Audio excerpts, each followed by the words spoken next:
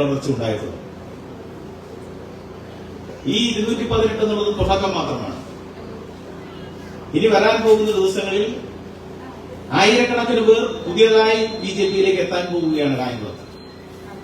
ഇവിടെ ഇതിനുശേഷം പത്തിയൂർ പഞ്ചായത്ത് പാർട്ടിയുടെ ലോക്കൽ കമ്മിറ്റി അംഗമാണ് കഴിഞ്ഞ 22 വർഷക്കാലങ്ങളിൽ. പിന്നീട് ഡിവൈഎഫ്ഐയുടെ മേഖലാ സെക്രട്ടറി ആയിട്ടുള്ള സെമീർ അടക്കം, സിപിഎമ്മിന്റെ 3 ബ്രാഞ്ച് സെക്രട്ടറിമാർ, 4 ലോക്കൽ കമ്മിറ്റി അംഗങ്ങൾ, മൊത്തം 49 പാർട്ടി അംഗങ്ങൾ പുതിയതായി ഈ യോഗത്തിലേക്ക് കടന്നു വന്നിരിക്കുകയാണ്. സിപിഎമ്മിന്റെ നമുക്കെല്ലാം ഏറെ അഭിമാനമാണ്. ഓരോ പഞ്ചായത്തിൽ ദേവികുളങ്ങരയിൽ നിന്നും മാത്രം 96 പേർ ഈ യോഗത്തിലേക്ക് വന്നിട്ടുണ്ട്. പുതിയതായി 96 പേർ ദേവികുളങ്ങര പഞ്ചായത്തിൽ നിന്ന് മാത്രം. കായംകുളം ടൗണിൽ നിന്നും പാർട്ടിയുടെ ഏരിയ സെക്രട്ടറിയും പാർട്ടിയുടെ കായംകുളം മുനിസിപ്പൽ ചെയർപേഴ്സണുമായിട്ടുള്ളവർ നാട്ടിൽ നിന്നും ചേരാവള്ളിയിൽ നിന്നും മാത്രം 49 പേർ ചേരാവള്ളിയിൽ നിന്ന് മാത്രം ഈ യോഗത്തിൽ പങ്കെടുക്കുകയാണ്. പത്തിയൂരിൽ നിന്നും 62 പേരുണ്ട്. അതുപോലെ ഒരു 2 വാർഡിൽ നിന്ന് മാത്രമുള്ളവരെ നമ്മൾ ക്ഷണിച്ചിട്ടുണ്ട്. അത് മൊത്തം 19 വാർഡാണ്. 2 വാർഡിൽ നിന്ന് മാത്രമേ ഉള്ളവരെ നമ്മൾ എത്തിച്ചിട്ടുണ്ട്. കണ്ടല്ലൂരിൽ നിന്നും 46 പേർ, കണ്ടല്ലൂരിലെ ചുമതലക്കാരുടെ 46 പേർ പുതുതായി പാർട്ടിയിലേക്ക് എത്തിയിരിക്കുകയാണ്. അങ്ങനെ മൊത്തം 218 പേർ. കോൺഗ്രസിൽ നിന്നും 27 പേർ ഈ പാർട്ടിയിലേക്ക് പുതുതായി എത്തിയത്. മറ്റ് രാഷ്ട്രീയ പാർട്ടി, കേരള കോൺഗ്രസ് അടക്കമുള്ള മറ്റ് രാഷ്ട്രീയ പാർട്ടികളിൽ നിന്ന് മൊത്തം 218 പേർ പുതിയതായി ഈ പാർട്ടിയിലേക്ക് എത്തിയിരിക്കുകയാണ്. ഇതിന്റെ സൂചനയാണ് കേരളത്തിൽ അടുത്ത് നടക്കാൻ പോകുന്ന തദ്ദേശ സ്വയംഭരണ സ്ഥാപന തെരഞ്ഞെടുപ്പിൽ കായംകുളത്ത് നമ്മൾക്ക് ഓരോരുത്തർക്കും ഉറപ്പിക്കാൻ സാധിക്കും, നമ്മൾ ഈ മണ്ഡലത്തിലെ 4 പഞ്ചായത്തുകൾ പിടിച്ചിരിക്കും. അത് കൃത്യമാണ്. ചെട്ടുകുളങ്ങര പഞ്ചായത്ത്, ഞാൻ പഞ്ചായത്തിന്റെ പേരെടുത്ത് തന്നെ ഇവിടെ പറയുകയാണ്. ചെട്ടുകുളങ്ങര പഞ്ചായത്ത്, പത്തിയൂർ പഞ്ചായത്ത്, ദേവികുളങ്ങര പഞ്ചായത്ത്, കൃഷ്ണപുരം പഞ്ചായത്ത്, ഇത് പിടിക്കാൻ ശേഷിയുള്ളവരാണ് ഈ കായംകുളത്തെ ബിജെപിയുടെ നേതൃത്വം.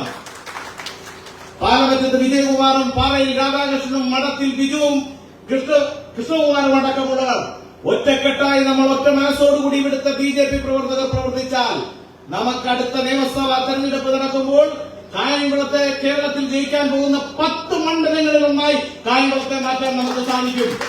അതിനുള്ള എല്ലാ സാഹചര്യവും നമ്മുടെ മുന്നിലുണ്ട്. നമ്മൾ ഒറ്റക്കെട്ടായി പ്രവർത്തിച്ചാൽ മാത്രം മതി. അതിനാണ് നമ്മുടെ ബഹുമാനപ്പെട്ട ആദ്യമായിട്ട് കായംകുളത്ത് സംസ്ഥാന പ്രസിഡന്റും സംസ്ഥാന ഉപാധ്യക്ഷയും ഒരുമിച്ച് ഒരു യോഗത്തിൽ പങ്കെടുക്കുന്നത്. എനിക്ക് അടുത്ത കാലത്തൊന്നും പങ്കെടുത്ത് കാണില്ല. ഇത് അത്രയേറെ പ്രാധാന്യം ഈ യോഗത്തിലുണ്ട്.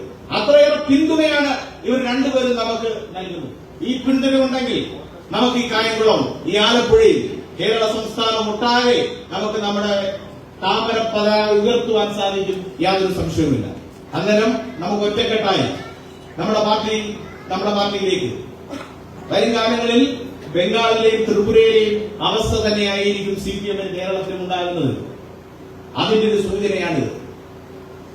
അതെല്ലാവരും മനസ്സിലാക്കിക്കൊണ്ട് ഇവിടെ ഞങ്ങൾ ക്ഷണിച്ചപ്പോൾ ഞങ്ങളൊരു 300 പേരെയാണ് മൊത്തം എത്തിക്കാൻ വേണ്ടി ശ്രമിച്ചത്. ബഹുമാനപ്പെട്ട മണ്ഡലം പ്രസിഡന്റ് കൃഷ്ണകുമാരേട്ടൻ കഴിഞ്ഞ 2 ദിവസക്കാലം മുമ്പാണ് ബഹുമാനപ്പെട്ട സംസ്ഥാന പ്രസിഡന്റ് ഡേറ്റ് ജില്ലാ പ്രസിഡന്റ് നമുക്ക് തന്നത്.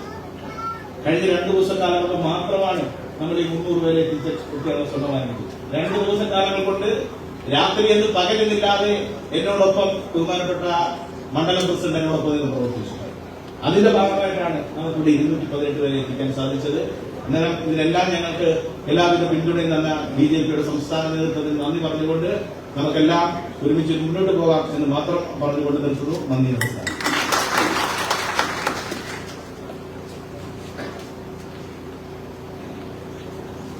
ബഹുമാനപ്പെട്ട നമ്മുടെ ഈ യോഗത്തിന്റെ ഉദ്ഘാടകനും സംസ്ഥാന അധ്യക്ഷനുമായ ഏറെ പ്രിയപ്പെട്ട ശ്രീ കെ സുരേന്ദ്രൻ, നമ്മുടെ രാഷ്ട്രീയത്തിന്റെ NDA രാഷ്ട്രീയത്തിന്റെ BJP രാഷ്ട്രീയത്തിന്റെ നമ്മുടെ മണ്ഡലത്തിൽ ഏറ്റവും കൂടുതൽ ഈ ആലപ്പുഴ പാർലമെന്റിൽ തന്നെ ഏറ്റവും കൂടുതൽ വോട്ടുകൾ വാങ്ങി വലിയ മുന്നേറ്റം സാധിക്കാൻ നടത്തിയ രാഷ്ട്രീയ പെൺസിംഹം ശ്രീ ശോഭ സുരേന്ദ്രൻ, ശ്രീ സംസ്ഥാന സമിതി അംഗം ശ്രീ നിതിൻ സി ബാബു, നമ്മുടെ ജനറൽ സെക്രട്ടറിമാരായ ശ്രീ വിമൽ രവീന്ദ്രൻ, ശ്രീ അരുൺ അനിരുദ്ധൻ, സംസ്ഥാന കൌൺസിൽ അംഗങ്ങളായ ശ്രീ പാലമറ്റത്ത് വിജയകുമാർ, പാറയിൽ രാധാകൃഷ്ണൻ, ശ്രീ മഠത്തിൽ ബിജു, ശ്രീ രമേശ് കൊച്ചുമൊഴി, ശ്രീ വിനോദിനി ചേച്ചി, കൃഷ്ണപുരം ചിറ്റോളങ്ങര മണ്ഡലം പ്രസിഡന്റ് ശ്രീ മോനിഷ, ശ്രീ അഡ്വക്കേറ്റ് നിഷ, ശ്രീ ഗീത രാജേഷ്, ശ്രീ സരസ്വതി, ശ്രീ രമേശ് കൊച്ചുമുറി, മറ്റ് ഇവിടെ ഇരിക്കുന്ന പ്രധാനപ്പെട്ട കാര്യകർത്താക്കളെ, കായംകുളം നിയോജക മണ്ഡലത്തില് കഴിഞ്ഞ പാർലമെന്റ് ഇലക്ഷന് കായംകുളം നിയോജക മണ്ഡലത്തിൽ ആലപ്പുഴ ജില്ലയിൽ ഏറ്റവും കൂടുതൽ വോട്ട് വാങ്ങി വിജയിച്ച മണ്ഡലം, NDAക്ക് കിട്ടിയ വോട്ട് 48,775 വോട്ട് മേടിച്ച മണ്ഡലമാണ് കായംകുളം നിയോജക മണ്ഡലം. യഥാർത്ഥത്തില് നമ്മുടെ ശക്തിദുർഗങ്ങളായ 2 ബൂത്തിലെ വോട്ടുകൾ കൂടി എണ്ണപ്പെടുകയാണെന്നുണ്ടെങ്കിൽ കോൺഗ്രസും CPM-ഉം NDAക്ക് പിന്നിലാണ് കായംകുളം നിയോജക മണ്ഡലത്തിൽ. യഥാർത്ഥത്തില് കഴിഞ്ഞ പാർലമെന്റ് തെരഞ്ഞെടുപ്പിൽ നമ്മൾ തന്നെയാണ് കായംകുളം നിയോജക മണ്ഡലത്തില് 1ാം സ്ഥാനം എടുത്തിരിക്കുന്ന മണ്ഡലം എന്ന് പറയുന്നത് കായംകുളം നിയോജക മണ്ഡലമാണ്. കഴിഞ്ഞ പാർലമെന്റ് തെരഞ്ഞെടുപ്പിൽ ആലപ്പുഴ ജില്ലയിൽ 34,000 വോട്ടുകൾ വാങ്ങിച്ച് ആലപ്പുഴ ജില്ലയിൽ 1ാം സ്ഥാനം എത്തിയ മണ്ഡലവും ഏതാണ് എന്ന് ചോദിച്ചാൽ കായംകുളം നിയോജക മണ്ഡലമാണ്. ഇവിടെ നമ്മുടെ പുതിയതായിട്ട് നിരവധികളായ ആൾക്കാർ നമ്മളോട് പാർട്ടിയിലേക്ക് ചേരുന്നതിന് മുമ്പ് സുരക്ഷിത കരങ്ങളിലാണോ എന്നൊരു സംശയത്തിൽ ഞാൻ സംസാരിക്കുന്ന സമയത്ത് അവർ ഉണ്ടായിട്ടുണ്ട്. ആദർശപരമായി എതിര് നിൽക്കുന്ന രാഷ്ട്രീയ പ്രസ്ഥാനത്തിൽ ഒരു പുരുഷായുസ് മൊത്തം പ്രവർത്തിച്ചുകൊണ്ട് അവസാന കാലഘട്ടത്തില് NDAയുടെ ആദർശത്തിൽ വിശ്വസിച്ചുകൊണ്ട് നിങ്ങളോടൊപ്പം വരുമ്പോൾ എനിക്ക് നിങ്ങൾക്ക് തരാനുള്ള ഉറപ്പെന്ന് പറയുന്നത് നിങ്ങൾ ഏറ്റവും സുരക്ഷിതമായ കരങ്ങളിലാണ് കായംകുളത്ത് നിങ്ങൾ എത്തിച്ചേർന്നിരിക്കുന്നത് എന്നാണ് ഞാൻ പറയാനുള്ളത്. ഈ രാഷ്ട്രീയ പ്രസ്ഥാനത്തിന്റെ അനീതി കണ്ടു വളർന്നവരാണ് ഈ മുന്നിലിരിക്കുന്ന ആൾക്കാർ. ഇവിടെ ബിപിൻ സി ബാബു സൂചിപ്പിച്ചിരുന്നു, 49 വാർഡുകളിലാണ് നമ്മൾ സ്ഥാനാർത്ഥികളായി പഞ്ചായത്തുകളിലും മുനിസിപ്പാലിറ്റികളുമായി വാർഡുകളിൽ മത്സരിപ്പിച്ചത്. 21 മെമ്പർമാർ മുനിസിപ്പാലിറ്റിയിലും പഞ്ചായത്തുകളിലുമായി. 4 പഞ്ചായത്തുകളിൽ ഭാരതീയ ജനതാ പാർട്ടി NDA പ്രതിപക്ഷമാണ്. 48 വാർഡുകളിൽ മൊത്തം 69 വാർഡുകളില് NDAക്ക് ക്ലെയിം മെജോറിറ്റിയായി 5 വർഷം മുമ്പ് തന്നെ കായംകുളം നിയോജക മണ്ഡലത്തിലെ പഞ്ചായത്തുകളും മുനിസിപ്പാലിറ്റിയിൽ മാറിക്കഴിഞ്ഞിരിക്കുന്നു. ഈ 4 മാസം കൊണ്ട് 3.5 മാസക്കാലം കൊണ്ട് തന്നെ ഭാരതീയ ജനതാ പാർട്ടിയിലേക്ക് 371 പേരാണ് കഴിഞ്ഞ ഒരു 3.5 മാസക്കാലമായിട്ട് കായംകുളം നിയോജക മണ്ഡലത്തിൽ പാർട്ടിയിലേക്ക് ചേർന്നുകൊണ്ടിരിക്കുന്നത്. അപ്പോൾ 5 വർഷം കൊണ്ട് അടുത്ത ത്രിതല പഞ്ചായത്ത് തെരഞ്ഞെടുപ്പ് ഏകദേശം ഈ ഒരു 10 മാസം 11 മാസം കൂടി മാത്രമേ ഉള്ളൂ നമ്മളുടെ മുന്നിൽ. നമ്മളെ പഞ്ചായത്തുകൾ സൂചിപ്പിച്ചു. അതിനകത്ത് ഒരു പഞ്ചായത്ത് ബിപിൻ സി ബാബു വിട്ടുപോയി, കണ്ടല്ലൂർ പഞ്ചായത്ത്. കണ്ടല്ലൂർ പഞ്ചായത്തിന്റെ ചരിത്രം തിരുത്തി കുറിക്കുന്ന വിജയമായിരിക്കും ഈ പ്രാവശ്യം ത്രിതല പഞ്ചായത്ത് തെരഞ്ഞെടുപ്പിൽ നടക്കാൻ പോകുമ്പോൾ ഉണ്ടാകാൻ പോകുന്നതെന്ന് ഞാൻ നിങ്ങൾക്ക് ഉറപ്പ് നൽകുകയാണ്. അവരുടെ കാര്യകർത്താക്കൾ ഇവിടെ ഇരിപ്പുണ്ട്. കൃഷ്ണപുരം പഞ്ചായത്തിലും ചെട്ടമംഗലം പഞ്ചായത്തിലും പ്രതിപക്ഷമാണ്. മോണിസ് ഇവിടെ ഇരിപ്പുണ്ട്. ദേവികുളങ്ങര പഞ്ചായത്തില് ഒക്കെ പ്രതിപക്ഷമായി ഭാരതീയ ജനതാ പാർട്ടിയുടെയും NDAയുടെയും മെമ്പർമാർ അവർ ചെയ്യാൻ പറ്റുന്ന, പൊതുജനങ്ങൾക്ക് ചെയ്യാൻ പറ്റുന്ന എല്ലാ കാര്യങ്ങളും ചെയ്തു കൊടുത്തത് കൊണ്ട് മാത്രമാണ് കഴിഞ്ഞ 5 വർഷക്കാലമായിട്ട് ഭാരതീയ ജനതാ പാർട്ടിക്ക് കായംകുളം നിയോജക മണ്ഡലത്തിൽ ഈ മുന്നേറ്റം ഉണ്ടാക്കാൻ സാധിച്ചത്. ഉറപ്പ് ഞാൻ പറയുന്നു, നമുക്ക് നാളെയുടെ പ്രഭാതം അത് BJPയുടെ പ്രഭാതമാണ്. നാളെയുടെ പ്രഭാതം നമ്മൾ ഒരു കാര്യം കൂടി ഞാൻ നിങ്ങൾക്ക് പ്രത്യേകം സൂചിപ്പിക്കേണ്ടതുണ്ട്. വർഷങ്ങളായിട്ട് രാഷ്ട്രീയ അടിമത്തത്തിൽപ്പെട്ട, മാറാൻ ഒരിക്കലും സാധിക്കില്ല എന്ന് പറയുന്ന ഒരു സമൂഹത്തിന്റെ നല്ല ഒരു സുപ്രഭാതമാണ് വരാൻ പോകുന്ന തെരഞ്ഞെടുപ്പുകളിലൂടെ ഉണ്ടാകാൻ പോകുന്നത് എന്നുകൂടി ഞാൻ ഓർമ്മപ്പെടുത്താൻ ആഗ്രഹിക്കുകയാണ്. കായംകുളം നിയോജക മണ്ഡലത്തില് അടുത്ത അസംബ്ലി തെരഞ്ഞെടുപ്പിലെ ഭാരതീയ ജനതാ പാർട്ടിയുടെ NDAയുടെ കൊടി വെച്ച കാലം സഞ്ചരിക്കുന്ന MLA ഇവിടെ ഉണ്ടാകുമെന്നുള്ള കാര്യത്തിലും ഒരു തർക്കവും വേണ്ട. വിവിധ പഞ്ചായത്തുകളിലെ പ്രസിഡന്റുമാരും അതോടൊപ്പം തന്നെ നമ്മുടെ മെമ്പർമാരും ചെയർമാൻമാർ ഉൾപ്പെടെയുള്ള BJPയുടെയും താമര ചിഹ്നത്തിലും NDAയുടെയും ചിഹ്നത്തിൽ വിജയിച്ചു വരുന്ന ആൾക്കാരായിരിക്കും നമ്മുടെ കായംകുളം നിയോജക മണ്ഡലത്തിൽ ഉണ്ടാകാൻ പോകുന്നത് കൂടി ഞാൻ ഓർമ്മപ്പെടുത്താൻ പോവുകയാണ്. ഞാൻ അധികം നിങ്ങൾ കേൾപ്പിക്കുന്നില്ല. നിരവധിയായ ആൾക്കാർ സംസാരിക്കുമ്പോൾ 1 മണിക്കൂറോളം ഏകദേശം താമസിച്ചാണ് ഈ യോഗം തുടങ്ങിയത്. കഴിഞ്ഞ 2-3 ദിവസക്കാലമായി ഇതുമായി ബന്ധപ്പെട്ട് നിരവധികളെ ബിപിൻ സി ബാബു നമ്മുടെ പാർട്ടിയുടെ സംവിധാനത്തിലേക്ക്, ദേശീയതയിലേക്ക് കടന്നു വന്നപ്പോൾ ഞാൻ ചില കാര്യങ്ങൾ അദ്ദേഹം ഏറ്റവും കൂടുതൽ കഴിഞ്ഞ ഒരു 4-5 വർഷക്കാലമായിട്ട് NDAക്കും BJPക്കും ഏറ്റവും കൂടുതൽ പ്രശ്നങ്ങൾ സൃഷ്ടിച്ചുകൊണ്ടിരുന്ന ഒരു വ്യക്തിയാണ് ശ്രീ വിപിൻ സി ബാബു. പല പ്രശ്നങ്ങളുണ്ട്. കട്ടപ്പന പഞ്ചായത്തിലുമൊക്കെ അദ്ദേഹം സംഘർഷ സ്ഥലങ്ങളിൽ എത്തിക്കൊണ്ടിരിക്കും. അത് തുടങ്ങിയ പറയാൻ ആഗ്രഹിക്കുകയാണ്. ഭാരതീയ ജനതാ പാർട്ടിക്ക് ഒരുപക്ഷെ അവിടെ പല വിഷയങ്ങളും പോലീസ് സ്റ്റേഷൻ കേസുകളോ മറ്റു കേസുകൾ ഒരു സൈഡിൽ വരുമ്പോൾ ശ്രീ വിപിൻ സി ബാബു മറുവശത്ത് നിൽക്കാറുണ്ട്. അപ്പൊ പോലീസ് സ്റ്റേഷനിലൊക്കെ ഞങ്ങൾ വിപിൻ സി ബാബുവിനെ പറ്റി അത്തരത്തിൽപ്പെട്ട നെറുകേട് കാണിക്കപ്പെടുന്ന വ്യക്തിയാണ് എന്ന് തുറന്നു പറയുകയാണ്. വേറൊന്നും തോന്നരുത്. ഞങ്ങൾ അത്തരത്തിൽപ്പെട്ട ഒരു വ്യക്തിയാണെന്ന് ഞങ്ങൾ അവതരിപ്പിക്കാറുണ്ട് ഇവിടെ കിട്ടുന്ന സ്ഥലങ്ങളിലെല്ലാം. അദ്ദേഹം സംഘർഷത്തിലിരിക്കുന്ന പല വീഡിയോകളും എന്റെ മൊബൈലിൽ ഇപ്പോഴും ഉണ്ട്. ഇത് പറയുന്നതുകൊണ്ട് വേറൊന്നുമില്ല. പക്ഷെ അദ്ദേഹം അത്രത്തോളം ഞാൻ പറയാനുണ്ടാകുന്ന കാരണം അത്രത്തോളം ആത്മാർത്ഥമായി ആ രാഷ്ട്രീയ പ്രസ്ഥാനത്തിൽ വിശ്വസിച്ച് പ്രവർത്തിച്ച് മുന്നോട്ട് വന്ന ഒരു വ്യക്തി. അദ്ദേഹം ആ രാഷ്ട്രീയ പ്രസ്ഥാനത്തിൽ നിന്ന് കേട്ട നെറുകേടുകൾ അദ്ദേഹം അങ്ങനെ 32 വയസ്സ് ജില്ലാ പഞ്ചായത്തിലേക്ക് മത്സരിക്കുന്നു. അദ്ദേഹം കൗൺസിലർ ആവുന്നു.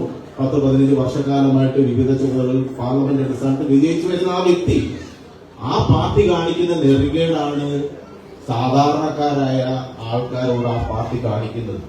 ഇതൊരിക്കലും അവരിനി ഉടയനം വരാൻ വിചാരിച്ചാൽ പോലും ആ പാർട്ടിയിൽപ്പെട്ട അണികളെ പിടിച്ചു നിർത്തുവാൻ ഒരിക്കലും സാധിക്കില്ല എന്നുള്ള യാഥാർത്ഥ്യമാണ്.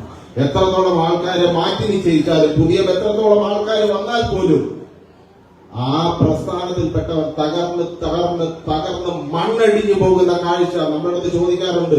ഭാരതീയ ജനതാ പാർട്ടി പ്രവർത്തിക്കുന്ന ഈ പ്രാവശ്യമെങ്കിലും നിങ്ങൾക്ക് ഒരു മുഖ്യമന്ത്രിയെ കിട്ടുമോ, ഒരു MLA കിട്ടുമോ, നിങ്ങൾ ചെയർമാൻ ആവുമോ എന്നൊക്കെ ചോദിക്കാൻ പോകുന്ന ആൾക്കാരോട് പറഞ്ഞ അതേ ചോദ്യങ്ങൾ കേട്ട തലമുറയ്ക്ക് ആ മുഖ്യമന്ത്രിയെ കൂടി കണ്ടുകൊണ്ട് മാത്രമേ നമ്മൾ ഇവിടുന്ന് പോകൂ എന്നുള്ള കാര്യത്തിൽ യാതൊരു സംശയവും വേണ്ട. ആ തലമുറ നമ്മൾ അധികാരത്തിൽ കയറുന്നത് കാണുവാനും സാധിക്കും. ഏറ്റവും കൂടുതൽ വിമർശനം ഒരു പാർട്ടിയെ പറ്റി വിമർശിക്കുന്ന സമയത്ത്, സംസ്ഥാന അധ്യക്ഷനെ പറ്റി വിമർശിക്കുന്ന സമയത്ത് നമ്മൾ ഒരു കാര്യം വ്യക്തമായി മനസ്സിലാക്കേണ്ടതാണ്.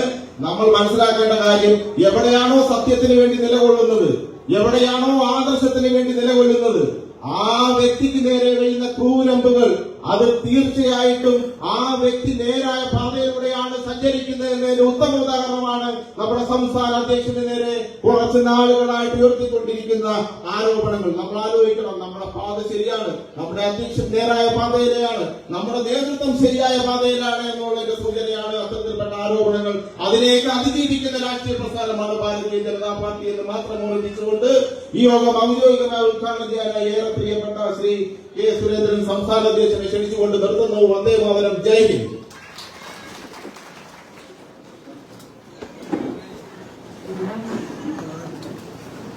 ചേട്ടാ ഇവിടെ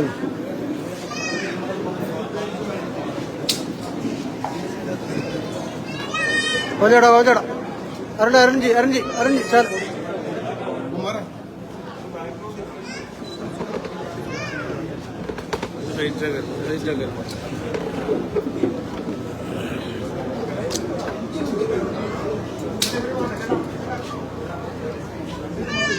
ഇവിടുന്ന് വേണം.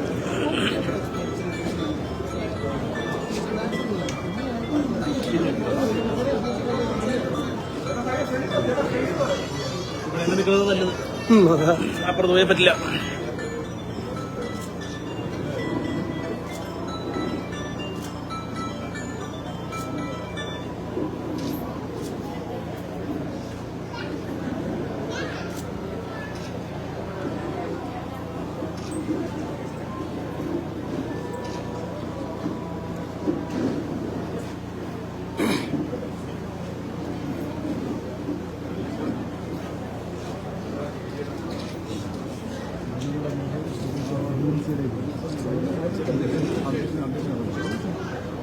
Gracias.